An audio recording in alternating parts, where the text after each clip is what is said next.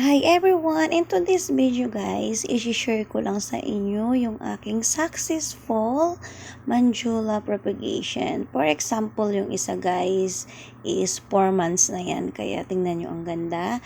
The rest naman na nasa maliit na milk teacup, yan yung aking propagation. Tulad nito guys, 2 weeks propagation pa lang pero mayroon na siya agad 2 leaves.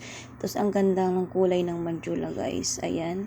Yung pinagkaiba ng mga photos sa Manjula guys, si Manjula kasi parang papel and then parang pa-heart yung design niya. And then yung variegation niya sobrang ganda. Then check din natin guys yung isang ating propagation. May roots na to guys eh. Hanapin natin. Ayan, papakita ko sa inyo. Yun, o diba? Diba guys, kaya napili kong milk teacup na cleared kasi makita agad natin yung roots. Ito is 3 weeks propagation ko na. Ang haba na ng mga roots niya, diba? Yan. And then, tingnan natin yung isa pa. Ito is 1 month propagation ko na siya. Ayan, kitang-kita ang dami niya ng roots, guys.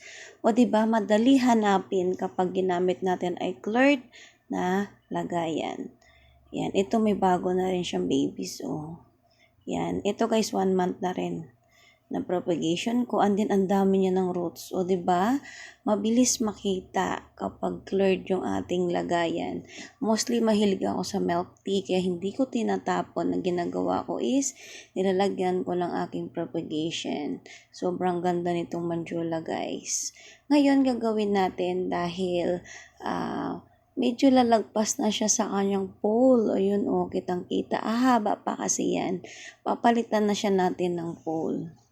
Yan, dahan-dahan lang guys kasi nga baka mabali. Yan. Medyo kasi madali maputol yung mga stem ng Manjula.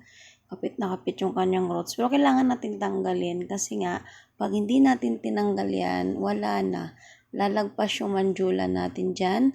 Papangit yung kanyang line or align dyan sa coco pole. Try kong ipaikot kung maganda tingnan. Napapangitan ako guys. So, straight na lang natin. Mas okay pala guys na naka-straight. Kasi, ang mangyayari dyan is gaganda yung leaves at lalapad pa kapag gumagapang siya sa coco pole kaysa nagtitrail lang siya pababa. Yan. Straw lang guys yung ginamit ko ha. Pero wag sobrang higpit. Kasi yan lagi ginagawa ko. Yung pagtali alalay lang. Baka kasi parang masakal yung plants eh. Magtatampo ba? So, yung ginagawa ko.